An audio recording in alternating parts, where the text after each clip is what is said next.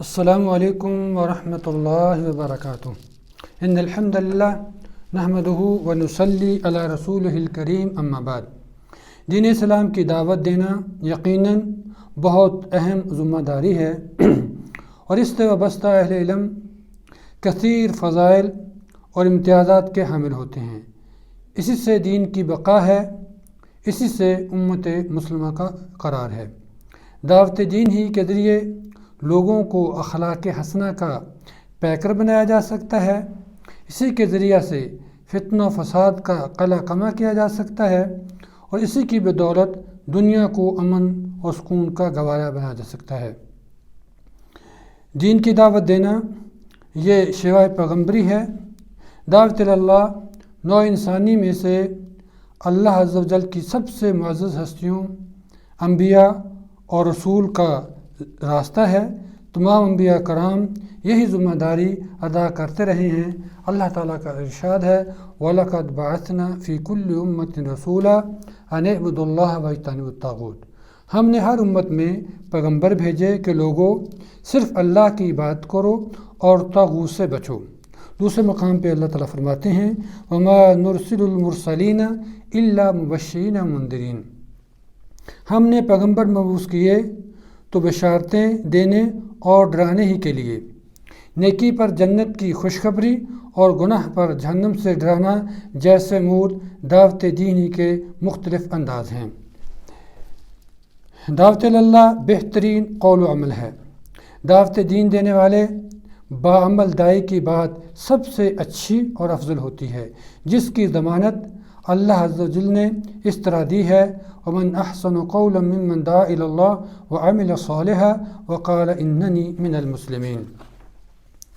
اور شخص کی بات سے اچھی بات اور کس کی ہوگی جس نے اللہ کی طرف بلایا اور نیک عمل کیا اور کہا کہ میں مسلمان ہوں۔ احسن الخالقین کی عبادت فرض ہے، اس کی لوگوں کو تلقین و نصیحت کرنے والے کی بات سب سے افضل اور اعلیٰ ہے، کیونکہ وہ عمل صالح کے ساتھ احسن البیان کی تبلیغ کرتا ہے اور خود کے مسلمان ہونے کا اظہار بھی کرتا ہے۔ یہ آیت ہر مسلمان کو شامل ہے جو دعوت دین کا فریضہ انجام دیتا ہے۔ دعوت اللہ بہترین امت کا آزاد ہے۔ سابقہ امتوں میں صرف پیغمبر ہی پیغام ربانی لوگوں تک پہنچانے کے پابند ہوا کرتے تھے۔ دین اسلام کیونکہ آخری دین ہے، اس لیے نبی صلی اللہ علیہ وسلم کی وفات کے بعد تبلیغ دین کی ذمہ داری امت مسلمہ کے کندھوں پر ڈالی گئی ہے، اور یہی وہ چیز ہے جس کی وجہ سے اس کو بہترین امت قرار دیا گیا ہے۔ آپ صلی اللہ علیہ وسلم نے فرمایا کنتم خیر امت اخرجت للناس تأمرون بالمعروف وتنہون عن المنکر وتؤمنون باللہ۔ اب دنیا میں وہ بہترین گروہ تم ہو جسے انسانوں کی ہدایت و اصلاح کے لیے میدان میں لایا گیا ہے۔ تم نیکی کا حکم دیتے ہو، بدی سے روکتے ہو اور اللہ پر ایمان رکھتے ہو۔ نیکیوں میں اضافے کا ذریعہ ہے۔ دعوت اللہ نیکیوں میں اضافے کا ذریعہ ہے۔ جس کی دعوت پر کوئی بھی نیکی کا عمل شروع کرتا ہے تو دونوں ثواب میں برابر ہیں، اور یوں جتنے بھی اس کی دعوت پر نیک عمل سر انجام دیں گے سب کا اسے بھی اجر و ثواب ملتا رہے گا۔ رسول کا فرمان ہے من دل علی خیر فلہ مثل اجر فاعلہ۔ جو بھلائی کی رہنمائی کرتا ہے اسے بھی عمل کرنے والے کی طرح ثواب ملتا ہے۔ دعوت اللہ دنیوی مال متاع سے کہیں بہتر ہے۔ دعوت دین میں ایک تو اپنے بھائیوں کی اصلاح ہوتی ہے اور دوسرا غیر مسلموں کو قبول اسلام کی دعوت ملتی ہے۔ ایسے میں کسی ایک کا حلقہ بگوش اسلام ہونا دنیوی فائدے سے کہیں بڑھ کر ہے۔ آپ صلی اللہ علیہ وسلم نے یہود سے غزوہ خیبر میں حضرت علی رضی اللہ تعالیٰ عنہ کو علم جہاد تھماتے ہوئے فرمایا تھا فواللہ لَن يَهْدِيَ اللَّهُ بِكَ رَجُلًا وَاحِدًا خَيْرٌ لَكَ مِنْ أَنْ يَكُونَ لَكَ حُمُرُ النَّعَمِ۔ اللہ کی قسم تمہاری وجہ سے ایک آدمی کا بھی ہدایت قبول کرنا تمہارے لیے سرخ اونٹوں سے بھی کہیں بہتر ہے۔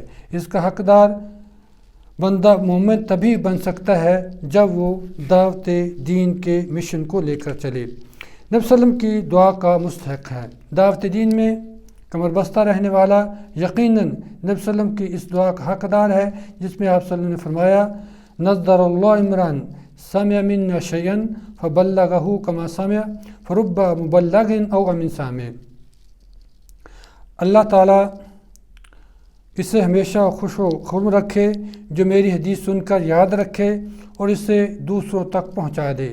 بہت سے لوگ جنہیں حدیث پہنچائی جائے پہنچانے والے سے کہیں زیادہ بات کو محفوظ رکھنے والے ہوتے ہیں۔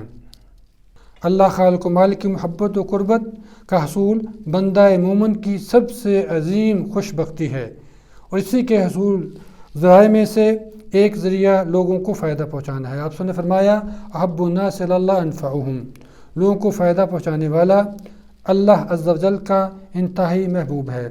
لوگوں کے لیے سب سے مفید وہ آدمی ہے جو انہیں خیر اور بھلائی سے آگاہ کرتا ہے، نیکی و گناہ کی تعلیم دیتا ہے، اور یوں دائی بھی اللہ عز و جل کی محبت اور قربت کا حقدار بن جاتا ہے۔ دعاؤں کی قبولیت، برائی سے روکنے اور نیکی کی تلقین جیسے مشن پر گامزن شخص اللہ تعالیٰ کی قربت کے حصول کی جستجو کرتا ہے، اور یوں دعائیں بارگاہ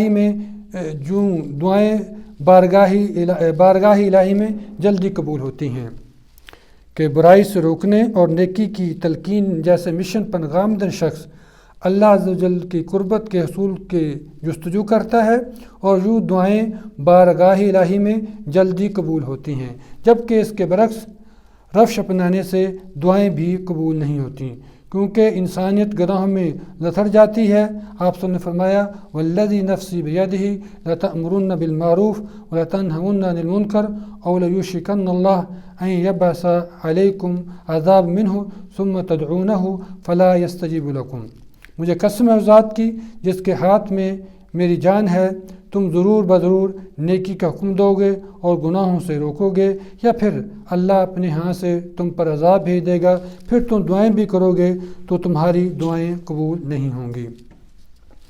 دعوت اللہ اعلیٰ ایمان کی علامت ہے۔